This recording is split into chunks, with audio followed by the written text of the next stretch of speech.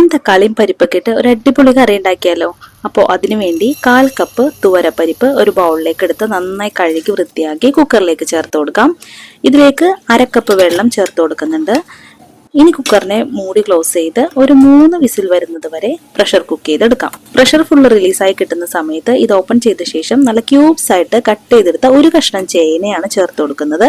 ഇനി ഇതിലേക്ക് ഒരു തക്കാളി, ഇഞ്ചി വെളുത്തുള്ളി ഒന്ന് ക്രഷ് ചെയ്തത്, പച്ചമുളക് നെടുകെ പിളർന്നത് എന്നിവ ചേർത്ത് കൊടുക്കാം. ആവശ്യത്തിന് ഉപ്പും മഞ്ഞൾപ്പൊടിയും ചേർത്ത് 1/2 കപ്പ് വെള്ളം കൂടി ചേർത്ത് നന്നായിട്ടൊന്ന് കുക്ക് ചെയ്തെടുക്കാം.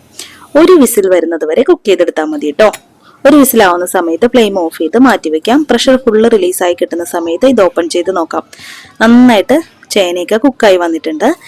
ഇനി ഒരു പാൻ അടുപ്പിൽ വെച്ച് ഹീറ്റ് ചെയ്യാം. ഇതിലേക്ക് 1/4 കപ്പ് തേങ്ങ ചിരകിയത്, 5 or 6 ചുവന്നുള്ളി, കുരുമുളക്, പെരുംജീരകം എന്നിവ ചേർത്ത് കൊടുക്കാം. ഇതൊന്ന് ഡ്രൈ റോസ്റ്റ് ചെയ്തെടുത്ത ശേഷം ഇതിലേക്ക് മല്ലിപ്പൊടി, മഞ്ഞൾപ്പൊടി, മുളക് പൊടി ചേർത്ത് ഒന്ന് റോസ്റ്റ് ചെയ്ത് മാറ്റി വെക്കാം.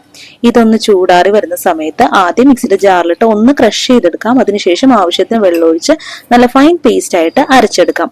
ഇനി പ്രഷർ കുക്ക് ചെയ്തെടുത്ത വെജിറ്റബിളിലേക്ക് ഇത് ചേർത്ത് കൊടുത്ത് നന്നായിട്ടൊന്ന് മിക്സ് ചെയ്ത് കൊടുക്കാം. ആവശ്യത്തിന് വെള്ളവും ഉപ്പും ചേർത്ത് നന്നായി മിക്സ് ചെയ്തെടുത്ത ശേഷം ഇതൊന്ന് തിളപ്പിച്ചെടുക്കാം. കടുകും കറിവേപ്പിലയും ഉണക്കമുളകും ചേർത്ത് താളിച്ചെടുത്ത ശേഷം ഇതൊന്ന് ഇതിലേക്ക് ഒഴിച്ചു കൊടുക്കാം.